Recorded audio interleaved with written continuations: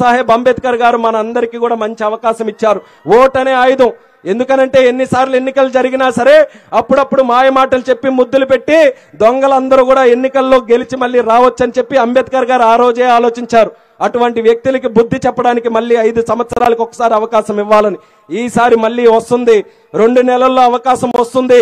ఈ అవకాశం వచ్చినప్పుడు ప్రతి ఒక్కరు కూడా సైకిల్ గుర్తు మీద ఓటు వేసి సైకిల్ తాలూకా పవర్ ఏంటో ఈ ఆమదలవలస నడిబొడ్డు నుంచే మీరందరూ కూడా చూపించాలని ఈ సందర్భంగా తెలియజేసుకుంటున్నాను.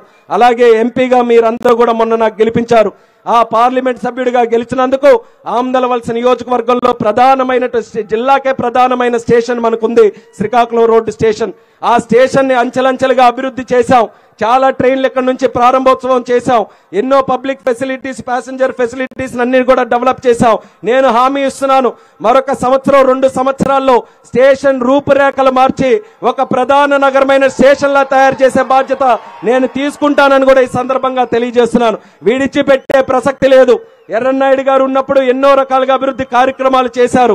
అదే రక్తంతో పుట్టినటువంటి వ్యక్తిగా తెలియజేస్తున్నాను, ఈ ఆమదలవలస నియోజకవర్గంలో కేంద్ర పరంగా ఎటువంటి సమస్య ఉన్నా సరే మీకు వారధిలా పనిచేయడానికి రామ్మోహన్ నాయుడు ఎప్పుడు కూడా సిద్ధంగా ఉంటాడు.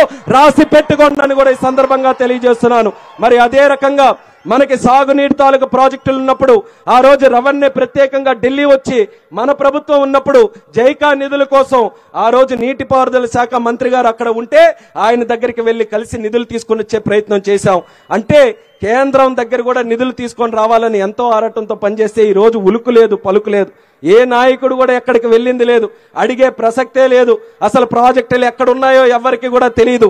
మనకున్నటువంటి వంశధార ప్రాజెక్టు బొడ్డేపల్లి రాజగోపాలరావు గారి పేరు మీద ఉంది. ఆయన ఏ పార్టీకి పనిచేసినా సరే ఈ జిల్లాలో పుట్టినటువంటి ఒక మహానుభావుడి కింద పార్లమెంటులో 100 సంవత్సరాలు